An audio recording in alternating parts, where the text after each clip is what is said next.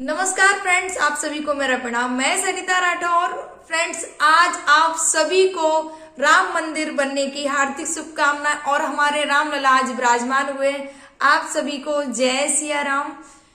Friends, आज की जो मैं एक सच्ची घटना बताने जा रही हूँ, ये जो मानवता होती है ना जी, जो कलयुग के रिश्ते हैं उनको शर्मसार करने वाली है। कलयुग के रिश्ते होते हैं, प्रेम के होते हैं, पर जिन आजकल लोग ओनली संपत्ति तक सीमित रह गए हैं।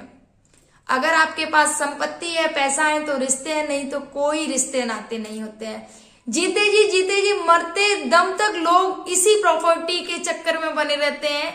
आदमी शमशान घाट जाता है तो एक चीज तो उसके मन में आती है कि यही जीवन की सत्यता है, यही सत्य, बाकी तो सब झूठ है। यही सत्य है कि जन्म लिया है तो यहाँ पर एक दिन यही मंजिल यही है, एक दिन आपको शमशान घाट आना पड़ेगा।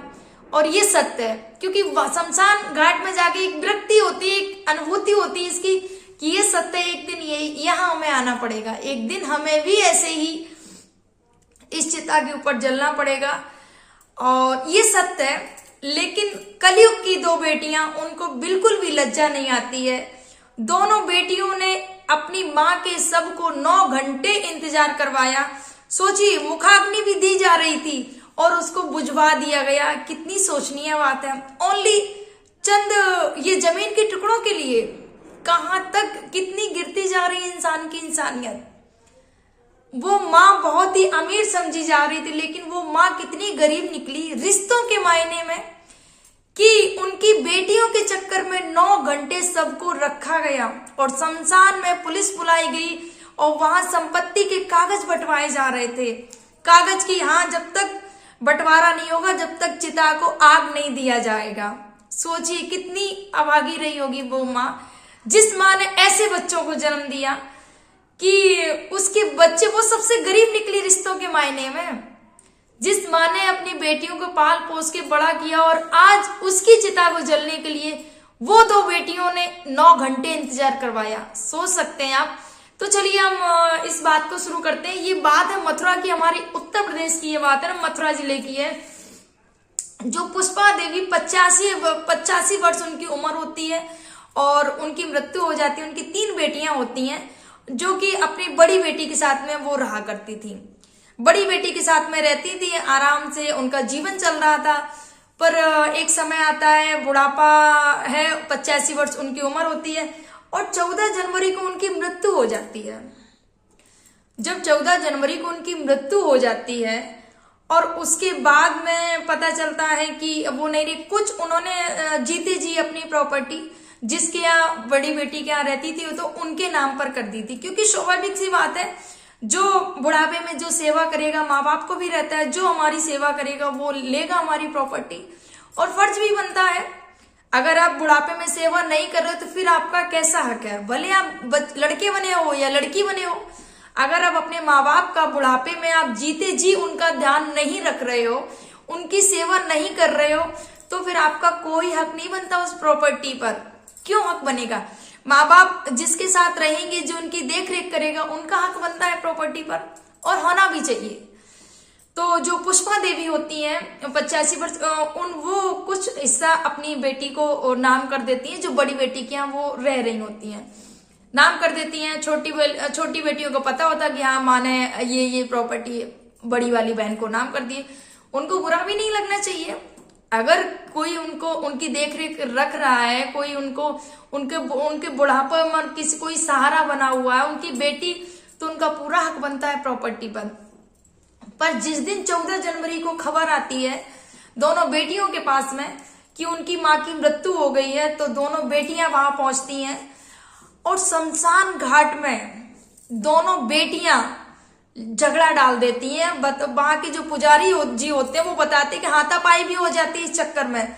और सोचिए, मुखाग्नि दी जा रही होती है, पूरी तैयारी हो जाती है शमशान घाट में, मुखाग्नि देने वाली होती है, अग्नि भी जला दी जाती है, लेकिन अग्नि बुझवा दी जाती है कि नहीं, जब तक प्रॉपर्टी का हिस्सा नहीं मिल जाएगा, प्रॉपर्टी बराबर नहीं बांट दी जाएगी, तब तक अग्नि नहीं जलाई जाएगी, तब तक मुखाग्नि नहीं दी जाएगी। सोचिए, आज की ये कलयुग की बेटियां हैं। तो 9 घंटे एक माँ के शव को रखा गया वहां पर शमशान में, वहीं पुलिस बुला दी गई। सोचिए शमशान घाट में जाकर कैसा लगता है कि बस प्रॉपर्टी सब इंसान सबको पता है कि एक दिन हमें यहाँ आना और यही जीवन की सत्यता है। लोग प्रॉपर्टी के चक्कर में कोर्ट कचहरी अपनों से झगड़ा करके बैठते हैं और अपनों से केस चलाते हैं, लेकिन कुछ भी लेके जाता है कोई इंसान? कोई कुछ नहीं लेके जाता है, सब यहीं का यहीं रह जाता है। लेकिन लोगों की सोच है कि नहीं मेरा मेरा मेरा। अरे कुछ तुम्हारा नहीं है, जो तुम अच्छे कर्म करके जाओगे ना वही तुम्हारे साथ जाने वाले हैं और कुछ नहीं जाएगा। कुछ ऐसा करो जो जीते जी तो आपका नाम हो, लेकिन मरने के बाद भी आपको लोग याद करें। ऐसा घटिया कृत्य ना करो कि एक माँ को 9 घंटे ओनली प्रॉपर्टी की वजह से इंतजार करना पड़े, उसकी जो डेड बॉडी होती है उनको जलाने के लिए। सोचिए कितनी शर्मनाक ये बात है। और बेटियों ने तो सच में वो माँ क्या बोल सकते हैं? आप कमेंट करके बताइए कि इन बेटियों के हम क्या बोल सकते हैं। इनके लिए मैं क्या बोलूं, मेरे लिए तो वो शब्द नहीं है। सोचिए जिस माँ ने जन्म दिया है उस माँ को आप अंतिम संस्कार के लिए इतना लेट करवा रहे हो ओनली प्रॉपर्टी के लिए। सोचिए शमशान घाट में जब वहां वकील पहुंच जाए, लिखा पढ़ी हो जाए, आप फोटो में देख सकेंगे कि वहां शमशान घाट में पुलिस भी पहुंची है, वकील भी पहुंचे हैं, प्रॉपर्टी के कागज लिखवाए जा रहे हैं। सोचिए कितनी शर्मनाक ये बात है। और दोनों बेटियों ने जब तक बराबर हिस्सा प्रॉपर्टी का नहीं हो गया तब तक माँ की जो मुखाग्नि होती है बॉडी को तब तक जलने नहीं दिया। जब तक चिता नहीं जली, जब तक 9 घंटे तक, जब तक प्रॉपर्टी के कागज बराबर बांट नहीं दिए गए। तो ये कलयुग है साहब। और ये जो कलयुग की बात, इससे तो अच्छा त्रेता युग था। कम से कम इतना ज्यादा तो नहीं था, ये सब सारी चीजें तो नहीं थी। कम से कम परिवार दुख की घड़ी में एक दूसरे के साथ तो खड़े थे। यहाँ तो दुख की घड़ी में साथ क्या, यहाँ तो मारने पर उतारू है और प्रॉपर्टी के लिए एक दूसरे पर हावी है। ये आजकल का ये कलयुग की सच्चाई है जो रिश्तों को एकदम से तार तार कर रही है। कलयुगी रिश्ते बोलेंगे फ्रेंड्स, जो केवल ओनली बस लालच के बस है। कहीं प्रेम, इसमें अगर कहीं भी ऐसा कहीं प्रेम दिखता उनको कि मेरी माँ है, आखिर क्यों हम लेट करें। सोचो उनको बिल्कुल लज्जा नहीं आई कि हम क्यों शमशान घाट में जाकर और ये सब चीजें कर रहे हैं।